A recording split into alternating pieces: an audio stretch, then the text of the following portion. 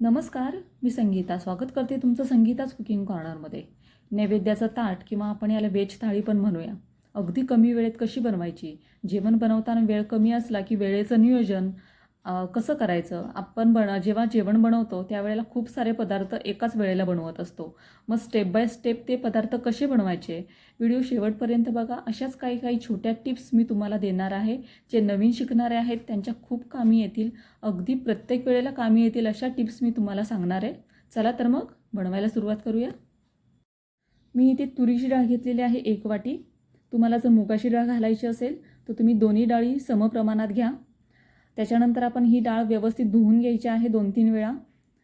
त्याच्यानंतर प्रेशर कुकरमध्ये ही डाळ आपण शिजवायला ठेवूया. प्रेशर कुकरमध्ये सगळी डाळ ओतायची आहे. त्याच्यामध्ये 2 ग्लास पाणी घालायचं आहे. पाणी घातल्यानंतर मी इथे हळदीचा 1 चमचा घालणार आहे. तुम्हाला जर हळद घालायची नसेल तर तुम्ही फोडणीला पण हळद टाकू शकता. मी ते 1 छोटा चमचा हळदीचा टाकलेला आहे. तर याला झाकण लावून आपण 2 ते 3 शिट्ट्या करून घेऊया. कुकरच्या शिट्ट्या होईपर्यंत आपण इथे कणिक भिजवायला घेऊया. मी 1 बाउल घेतलेला आहे. त्याच्यामध्ये अगदी 3 ते 4 चपात्या होतील एवढं मी कणिक घेतलेलं आहे. तुम्हाला जे जास्त घ्यायचं असेल तर पिठाचं प्रमाण तुम्ही वाढवा. चवीसाठी मी इथे 1 चमचा मीठ घातलेलं आहे. त्याच्यानंतर मी 1 चमचा तूप घातलेलं आहे. तुम्ही इथे 1 चमचा तेल पण घेऊ शकता. तर थोडं थोडं पाणी करून हे आपल्याला व्यवस्थित मिक्स करून घ्यायचं आहे. तुम्ही हे शक्यतो हातानेच पीठ मळून घ्या, कारण हाताने खूप छान पीठ मळता येतं. थोडं थोडं पाणी घेऊन आपल्याला हे छान असं गोळा तयार करायचा आहे. तुम्ही इथे 1 चमचा तेल पण वापरू शकता. हे व्यवस्थित आपल्याला हातानं थोडं थोडं पाणी घेऊन मळून घ्यायचं आहे. लक्षात ठेवा, जर तुम्हाला चपात्या लवकर बनवायच्या असतील तर पीठ हे छान असं सॉफ्ट मळून घ्या. जर तुम्हाला वेळ लागणार असेल तर पीठ हे थोडंसं कठीण मळा, कारण जास्त वेळ राहिल्यानंतर पीठ हे थोडंसं पातळ होतं. तर आपण इथं थोडंसं तेल लावून एक 5 ते 10 मिनटासाठी हे बाजूला ठेवूया. झाकण लावून हे थोड्या वेळासाठी आपण बाजूला ठेवूया. त्याच्यानंतर भजी बनवण्यासाठी मी इथे 2 ते 3 कांदे घेतलेले आहेत बारीक करून. हे व्यवस्थित अशा यांच्या पाकळ्या व्यवस्थित वेगवेगळ्या केलेल्या आहेत. इथे 1 चमचा मीठ घालून मी इथे व्यवस्थित मिक्स करणार आहे.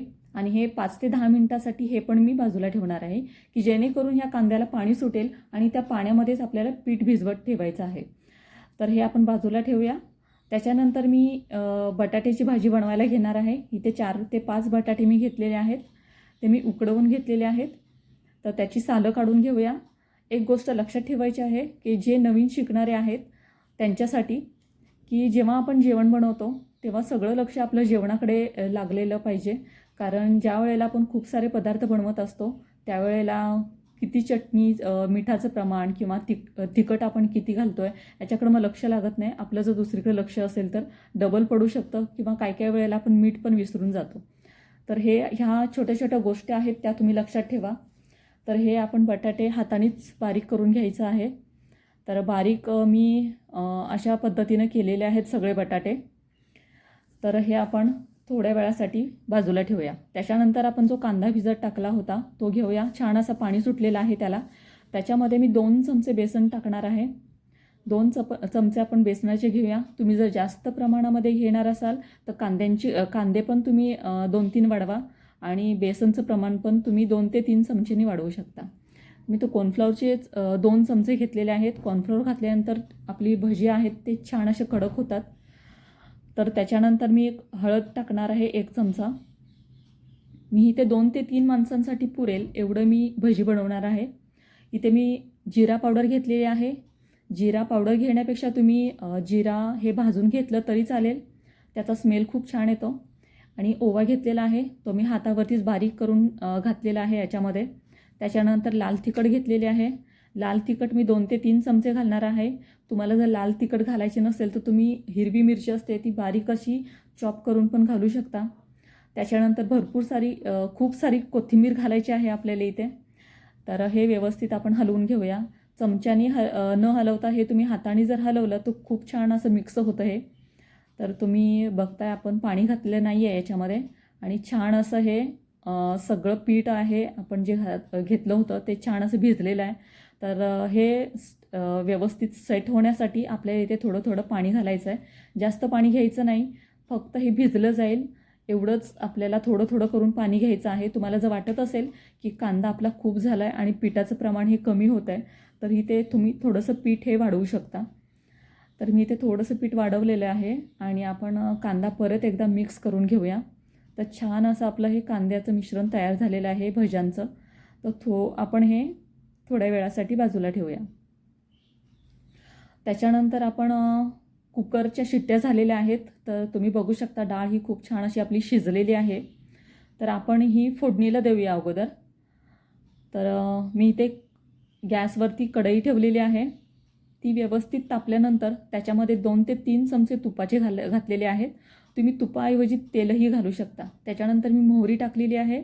मोहरी टाकल्यानंतर जिरं टाकलेलं आहे. ते व्यवस्थित तडतडून द्यायचं आहे, म्हणजे व्यवस्थित फ्राय करायचं. त्याच्यानंतर मी कढीपत्ता टाकलेला आहे.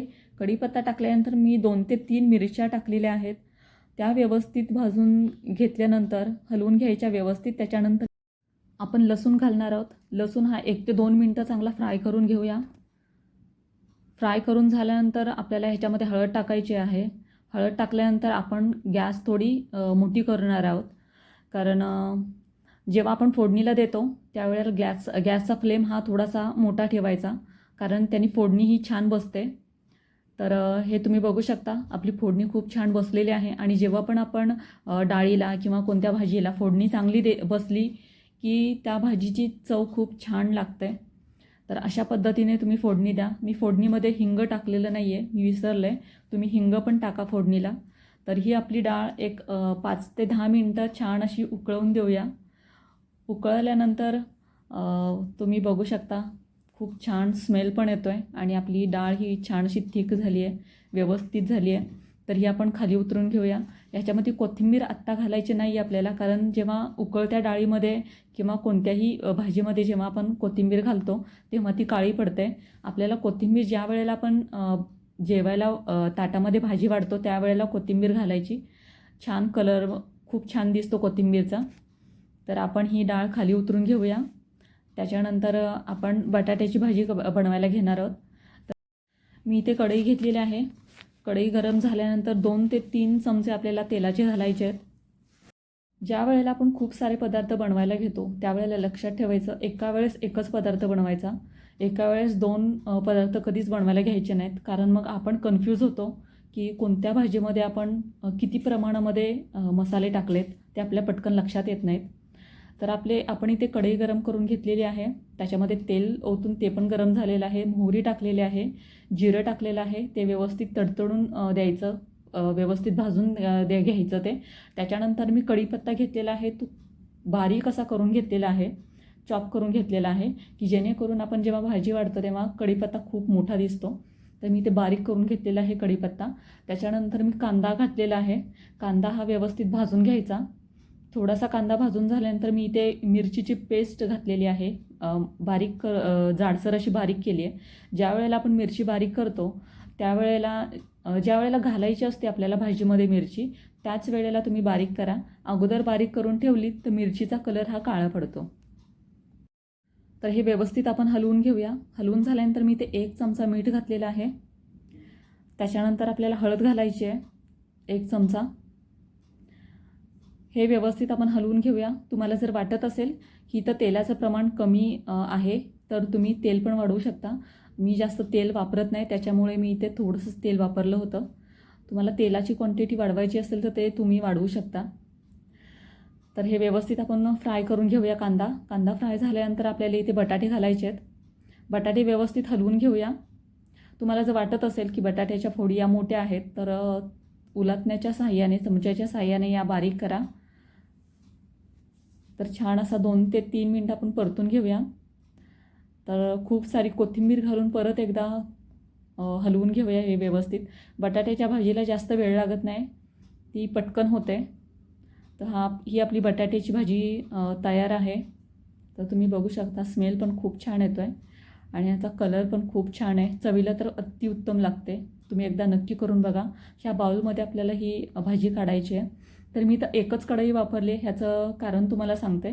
माझ्याकडे ज्या दुसऱ्या कढई आहेत त्या स्टीलच्या आहेत आणि मी हे नाईटला शूट करते आणि जो लाईट आहे तो बरोबर गॅसच्या वरती आहे, त्याच्यामुळे त्या स्टीलच्या कढईमध्ये खूप सारा असा प्रकाश येतो आणि त्याच्यामध्ये भाजी व्यवस्थित दिसत नाही. त्याच्यामुळे ही एकच कढई मी वापरते. तर त्याच कढईमध्ये आपण तेल गरम करायला ठेवूया आणि आपण इथे भजी बनवायच्या अगोदर आपण पापड तळून घेऊया. तर पापड तळताना जास्त तेल गरम करायचं नाही. मीडियम आचेवरतीच आपल्याला हे पापड भाजून घ्यायचे आहेत. कारण कडक तेलामध्ये पापड हे जर तुम्ही टाकलेत तर पापड हे पटकन करपतात, ते खूप पातळ असतात त्याच्यामुळे. तर आपले पापड हे झालेले आहेत तळून. त्याच्यानंतर आपण कांदा भजी बनवायला घेणार आहोत. तर कांदा भजी सोडताना जेवढं तेल आहे तेवढेच पीठ त्याच्यामध्ये सोडून द्या आणि सोडताना लक्षात ठेवायचं गोळा करून सोडायचा नाही, नाहीतर मग भज्याचं पीठ आतमध्ये तसंच राहतं. एकदम हाताने बोटांनी पसरवून हे आपल्याला कांदा भजी घालायचे आहेत आणि हे व्यवस्थित उलटण्याच्या साहाय्याने अगदी हलक्या हाताने उलटे पलटे करून घ्यायचे आहेत. 2-3 वेळा उलटे पलटे करून घ्या. ते कडक झाल्यानंतर मग तुम्ही कसे पण हलवले तरी चालतील. तर आपण 5 ते 6 मिनटं झालेले आहेत. कलर पण खूप छान आलेला आहे यांना. तर अशा पद्धतीनं तुम्ही एकदा करून बघा. कांदा भजी खूप छान लागतात. जास्त पाणी वापरायचं नाही, फक्त जे कांद्याला पाणी सुटेल त्याच्यामध्येच पीठ भिजवायचं आणि आपण इथे सोडा वगैरे अजिबात काही वापरलेलं नाही आणि तेलाची मोहन पण घातलेली नाही. काही जण तेल गरम करून पण टाकतात ह्याच्यामध्ये, तर ते पण आपण केलेलं नाही. अशा या पद्धतीनं तुम्ही एकदा करून बघा आणि त्याची चव बघा कशी लागते ती, तुम्हाला रिझल्ट कळेल. तर हा आपण दुसरा भाजा पण आपण टाकून घेऊया. त्याच पद्धतीनं आपल्याला हे पण भजी काढायचे आहेत भाजून. तर तुम्हाला जर रेसिपी आवडली असेल तर लाईक, शेअर आणि सबस्क्राईब करायला विसरू नका आणि मला कमेंट बॉक्समध्ये नक्की सांगा तुम्हाला हे मी जे रेसिपी बनवून दाखवल्या त्या आवडल्यात की नाही. तर अशा पद्धतीने तुम्ही फ्राय करून घ्या आणि आपण हा पण भाजा काढून घेऊया. तर हे आपली झटपट रेसिपी. लक्षात ठेवायचं एकदा एकच रेसिपी बनवायची, दुसरी रेसिपी ही झाल्यानंतर मग दुसरी रेसिपी बनवायला घ्यायची, नाहीतर मग खूप गोंधळ होतो. तर अशा छोट्या छोट्या टिप्स तुम्ही लक्षात ठेवल्या की तुम्हाला जास्त वेळ लागणार नाही शिकायला. तर आपण इथे जी डाळ आपण कढवून घेतली होती ती मी एका टोपामध्ये काढून घेतलेली आहे आणि त्याच्यामध्ये आत्ता मी कोथिंबीर घातलेली आहे. जेव्हा तुम्ही डाळ सर्व करता, ताटामध्ये वाढता, त्याच वेळेला कोथिंबीर टाका. कलर खूप छान राहतो कोथिंबीरचा. तर इथे आपण कोणताही फूड कलर किंवा सोडा, इनो वगैरे अजिबात वापरलेला नाही. एकदम साध्या पद्धतीने आपण इथे व्हेज थाळी किंवा तुम्हाला जर नैवेद्यासाठी बनवायचं असेल तर नैवेद्याचं ताट आपण तयार केलेलं आहे. जर अशा पद्धतीने तुम्ही एकदम साध्या पद्धतीने भाज्या बनवा, चवीला पण खूप छान लागतात. जेवढे तुम्ही मसाले घालाल तेवढ्या भाजीची चव ही वेगळीच लागते. तर ही आपली व्हेज थाळी तयार आहे. तुम्हाला जर माझ्याकडून अजून काही रेसिपी बनवून पाहिजे असतील तर तुम्ही मला कमेंट बॉक्समध्ये नक्की सांगा. मी नक्कीच तुम्हाला अशा वेगवेगळ्या डिशेस बनवून दाखवेन आणि तुम्हाला जर ही आवडली असेल व्हेज थाळी किंवा आपण नैवेद्याचं जे ताट बनवलेलं आहे तर मला कमेंट बॉक्समध्ये नक्की सांगा. आणि वेळात वेळ काढून तुम्ही हा व्हिडिओ बघितलात त्याच्यासाठी तुमचे खूप खूप आभार.